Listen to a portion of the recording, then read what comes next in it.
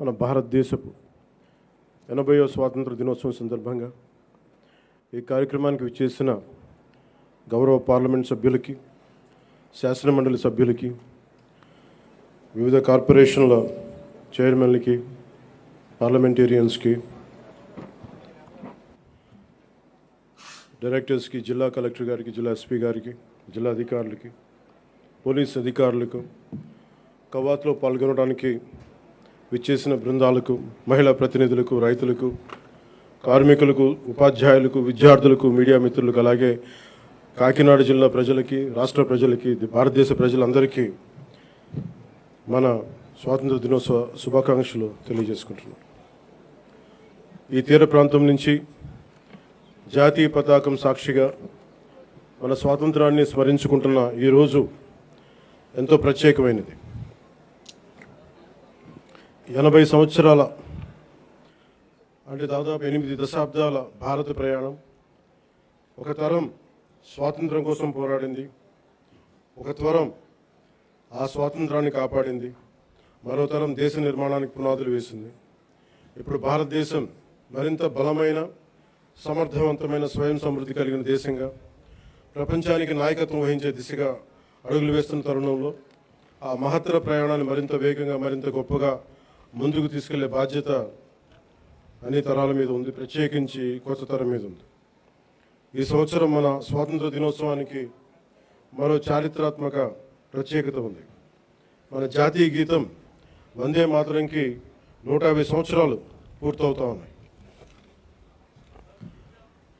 స్వాతంత్ర సమరయోధులు కష్టాలు, వారి త్యాగాలు ఫలితంగా మనకు లభించిన స్వాతంత్రాన్ని కేవలం ఒక చారిత్రక ఘట్టంగా గుర్తు చేసుకోవడం కాదు, స్వాతంత్రాన్ని అర్థం కల్పించే బాధ్యతను కూడా మనం గుర్తు చేసుకోవాలి. ఆ బాధ్యతను గుర్తు చేసుకోవడానికి కాకినాడ కంటే గొప్ప వేదిక మరొకటి ఉండదు. మన కాకినాడకి స్వాతంత్ర పోరాటంతో కూడా చాలా గొప్ప అనుభవం ఉంది. 1923లో కాకినాడలో జరిగిన అఖిల భారత కాంగ్రెస్ సమావేశం జాతీయ స్వాతంత్ర ఉద్యమ చరిత్రలో ఒక ముఖ్యమైన అధ్యాయం.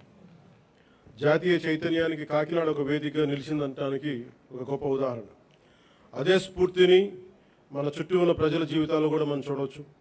ఈ తీర ప్రాంతంలో తుఫాన్లు వస్తాయి, సముద్రపు కోత ఉంటుంది, భారీ వర్షాలు ఉంటాయి, ప్రకృతి అనుక్షణం ఎన్నో సవాళ్లు విసురుతూ ఉంది.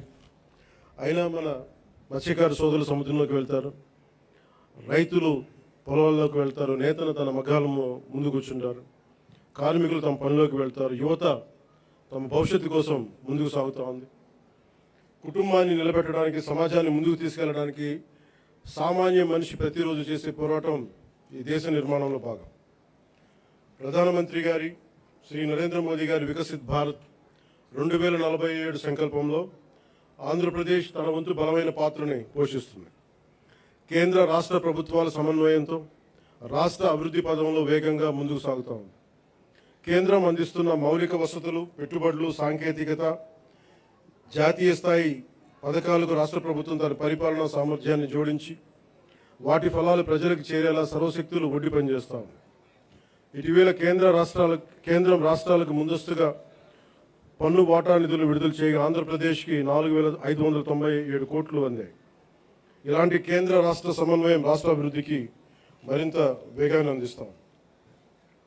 అదేవిధంగా స్వాతంత్రం వచ్చి ఇన్నేళ్లు గడిచినా రహదారి సౌకర్యానికి నోచుకొని గిరిజన గ్రామాలకు తొలిసారిగా రహదారి సౌకర్యం కల్పించాలనే లక్ష్యంతో డోలీ రహిత గిరిజన గ్రామాల కోసం అడవి తల్లి బాట కార్యక్రమం కింద 2,078 కోట్లతోటి 2,310 కిలోమీటర్ల రహదారుల నిర్మాణం చేపట్టాం. ఇప్పటికే 905 కిలోమీటర్ల రహదారుల నిర్మాణాన్ని పూర్తి చేశాం. జలజీవన్ మిషన్, అమర్జీవి జలధార కింద గతంలో అసంపూర్తిగా ఉన్న పులివెందుల, డోన్, ఉద్దానం తాగునీటి ప్రాజెక్టులని దాదాపు పూర్తి చేశాం. అలాగే 8,000 కోట్లతో 1,30,00,000 మందికి తాగునీరు అందించాల లక్ష్యంతో చిత్తూరు, ప్రకాశం, పల్నాడు, ఉమ్మడి ఉభయ గోదావరి జిల్లాలో మెగా వాటర్ గ్రిడ్ వర్క్స్ని వేగవంతం చేశాం. మరో 9,355 కోట్లతో 10 కొత్త ప్రాజెక్టుల ద్వారా దాదాపు 6,500 గ్రామాలకి తాగునీరు అందించే మెగా మల్టీ విలేజ్ స్కీమ్స్ని ప్రక్రియను ప్రారంభించాం. అటవీ పర్యావరణ పరిరక్షణకు శాస్త్రీయ విధానం, సాంకేతికత, ప్రజల భాగస్వామ్యంతో ముందుకు సాగుతూ ఉన్నాం. రాష్ట్రంలో పచ్చదనాన్ని 50% పెంచే లక్ష్యంతో ఈ సంవత్సరం 10 కోట్ల దేశవాళీ మొక్కలను పెంచే ప్రణాళికతో పాటు 74 నగర వనాలని అభివృద్ధి చేశాం. అలాగే దాదాపు 3 కోట్ల సీడ్ బాల్స్ని తయారు చేసి వాటి విస్తరణ కార్యక్రమాన్ని ప్రారంభించాం. వేల హెక్టార్లలో మడ అడవులను సంరక్షించడం ద్వారా దేశంలో 2వ స్థానాన్ని సాధించాం. గ్రేట్ గ్రీన్ వాల్ ద్వారా తీర ప్రాంతాల రక్షణ కూడా చర్యలు చేపట్టాం. మానవ వన్యప్రాణి సంఘర్షణను తగ్గించేందుకు హనుమాన్ అనే కార్యక్రమాన్ని తీసుకొచ్చి 100కి పైగా వాహనాలతో అత్యవసర స్పందన వ్యవస్థను ఏర్పాటు చేశాం. కుంకి ఏనుగుల ద్వారా 15కు పైగా ఆపరేషన్లు విజయవంతంగా నిర్వహించాం. ఎర్రచందనం అక్రమ రవాణాపై కఠిన చర్యలు తీసుకుంటూ దాదాపు 100 మెట్రిక్ టన్నుల ఎర్రచందనాన్ని స్వాధీనం చేసుకుని 242 కేసులను నమోదు చేసి 494 మందిని అరెస్ట్ చేయడం జరిగింది. కేసులో 95% కన్విక్షన్ రేట్ సాధించగలిగాం. అటవీ భూ ఆక్రమణ చర్యలు తీసుకొని దాదాపు 10,506 హెక్టార్ల అటవీ భూమిని తిరిగి ఎన్డీఏ ప్రభుత్వం స్వాధీనం చేసుకుంది. రైతు సంక్షేమానికి ప్రాధాన్యత ఇస్తూ పీఎం కిసాన్, అన్నదాత సుఖీభవ పథకాల ద్వారా సుమారు 47 లక్షల రైతు కుటుంబాలకు ఏడాది 3,125 కోట్లతోటి ఒక్కొక్క రైతు కుటుంబానికి 20,000 సాగు సాయం అందిస్తూ ఉన్నాం. ఆదాయ పౌర సరఫరాల శాఖ ద్వారా రైతులు పండించిన ధాన్యాన్ని మద్దతు ధరకు కొనుగోలు చేశాం. గత ఖరీఫ్ సీజన్లో 1.82 కోటి 82 లక్షల మంది రైతుల నుంచి 48.70 లక్షల మెట్రిక్ టన్నుల ధాన్యాన్ని కొనుగోలు చేశాం. కొనుగోలు చేసిన ధాన్యానికి సంబంధించిన 11,556 కోట్లని 48 గంటల్లోనే రైతుల ఖాతాల్లో జమ చేయిస్తాం. రబీ సీజన్లో మరో 6,037 కోట్ల విలువైన ధాన్యాన్ని సేకరించాం. గతంలో అగ్రికల్చర్ మార్కెటింగ్ కమిటీల ద్వారా రైతుల నుంచి సెస్ వసూలు చేసిన ఆ నిధుల్ని చాలా అవసరమైన డొంక రోడ్ల నిర్మాణానికి గత ప్రభుత్వం వినియోగించలేదు. కానీ కూటమి ప్రభుత్వం వీబీ జీరాంజీ పథకం ద్వారా 10,000 కిలోమీటర్ల డొంక రోడ్ల నిర్మాణానికి శ్రీకారం చుట్టబోతా ఉంది. అలాగే నేతన్న భరోసా ద్వారా చేనేత కార్మికులకు, మత్స్యకార సేవల పథకం ద్వారా మన పథకాల ద్వారా మత్స్యకారులకు అండగా నిలుస్తున్నాం. సంక్షేమం ద్వారా ప్రజలకు ఈరోజు భరోసా కల్పిస్తున్నాం. అభివృద్ధి ద్వారా రేపటి అవకాశాలు నిర్మిస్తా ఉన్నాం. గౌరవ ముఖ్యమంత్రి శ్రీ నారా చంద్రబాబు నాయుడు గారి నాయకత్వంలో రాష్ట్ర రాజధాని అమరావతిని అభివృద్ధి చేస్తున్నాం. రాష్ట్రం పెట్టుబడులు ముందుకు వస్తూ ఉన్నాయి. రాష్ట్ర జీవనాడైన పోలవరం కొత్త ప్రాజెక్టుని శరవేగంగా పూర్తి చేసుకుంటా ఉన్నాం. అలాగే ప్రత్యేకించి పిఠాపురం నియోజకవర్గం ప్రజల కోసం దాదాపు 1000 కోట్లతో ఎన్నడూ లేని విధంగా అభివృద్ధి పనులు చేపట్టాం. ఇందులో Uppada sea protection wall, roads, drains, తాగునీటి వస్తువులు, రైల్వే ఓవర్ బ్రిడ్జ్, రైల్వే స్టేషన్ల ఆధునీకరణ, 100 పడకల ఆసుపత్రి, దేవాలయాల అభివృద్ధి, నగరవనం, చెరువులు పునరుద్ధరణ వంటి కీలక పనులు ఉన్నాయి. పల్లె పండుగ, వీబీ జీరాంజీ వంటి కార్యక్రమాలతో పిఠాపురం అభివృద్ధికి మరింత వేగంగా తీసుకొచ్చాం. నేటి యువతతోటి మాట్లాడటం అంటే రేపటి భారతదేశంతో మాట్లాడటం. అందుకు మీతోటి కొన్ని మాటలు పంచుకోవాలనుకుంటాం. మీరు కేవలం భారతదేశ భవిష్యత్తు కాదు, భారతదేశపు ప్రస్తుత బలం కూడా. ఈ రోజున సమాచారం మనకి క్షణాల్లో చేరుతా ఉంది. But speed is not truth.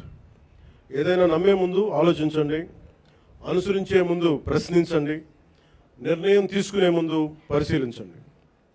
మన రాజ్యాంగ ప్రాథమిక విధుల్లో article 51 clause A sub clause H కూడా ప్రతి పౌరుడు శాస్త్రీయ మానవతా పరిశీలన సంస్కరణ దృక్పథాలను, scientific temper, humanism, enquiry and reforms పెంపొందించుకోవాలని చాటి చెప్తూ ఉంటుంది. మనందరికీ మన అభిప్రాయాన్ని స్వేచ్ఛగా వ్యక్తం చేసే హక్కు ఉంది. అది మన ప్రజాస్వామ్యానికి చాలా గొప్ప బలం.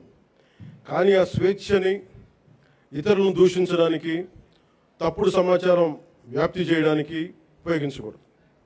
Before sharing, verify data. Before criticising, know the facts.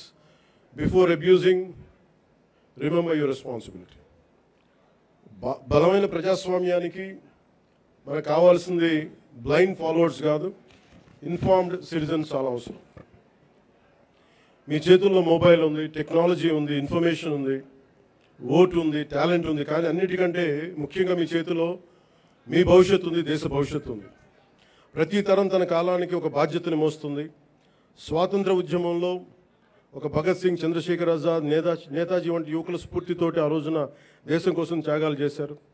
స్వాతంత్రం వచ్చిన తర్వాత తరాలు దేశ నిర్మాణానికి పునాదులు వేశాయి. ఇప్పుడు ఆ జాతీయ నిర్మాణపు జ్యోతిని ముందుకు తీసుకువెళ్లాల్సిన అవసరం మన యువతది.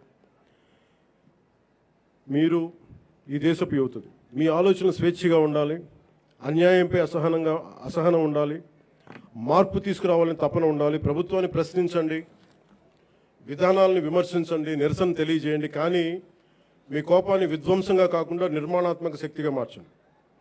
పోరాడే సమస్యలు నిజమైనవే కావచ్చు, కానీ వాటిని ఎవరు ఏ దిశలోకి తీసుకువెళ్తున్నారనేది ఆలోచించాలి. వ్యవస్థలో తప్పుంటే వ్యవస్థని ధ్వంసం చేయడం కాదు, వ్యవస్థని సరిచేయడం అంటే మనకు లక్ష్యం కావాలి.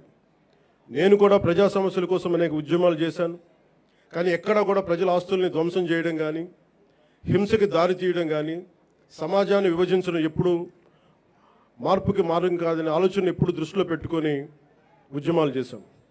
భారతదేశానికి ప్రతిభ కొరవలేదు, అవకాశాలు కావాలి. అవకాశాలను సృష్టించే సమయం ఇది. ప్రపంచంలోని పెద్ద సంస్థలకి నాయకత్వం వహిస్తున్న భారతీయుల నుంచి, అంతరిక్షం నుంచి డిజిటల్ టెక్నాలజీ వరకు, భారత్ సాధిస్తున్న విజయాల వరకు మన సామర్థ్యాన్ని చాటి చెప్పడం సామర్థ్యానికి ప్రపంచమే సాక్ష్యం. కాబట్టి యువతకి నా పిలుపు ఒకటే: డబ్బుకి మీ ఓటు నమ్ముకోకండి, తప్పుడు సమాచారానికి మీ ఆలోచన నమ్ముకోకండి, ద్వేషానికి మీ భవిష్యత్తును అప్పగించకండి. ప్రశ్నించే యువత కావాలి, పరిష్కారం చూపే యువత కావాలి, అవకాశాలు సృష్టించే యువత కావాలి, భారతదేశాన్ని నడిపించే యువత కావాలి. ఈ తరం చేతిలో ఉన్న జ్యోతి యువత. వచ్చే తరానికి మరింత ప్రకాశవంతమైన భారతదేశంగా మీ చేతిలో ఉండాలని మనస్ఫూర్తిగా కోరుకుంటూ సెలవు తీసుకున్నాను. జై హింద్.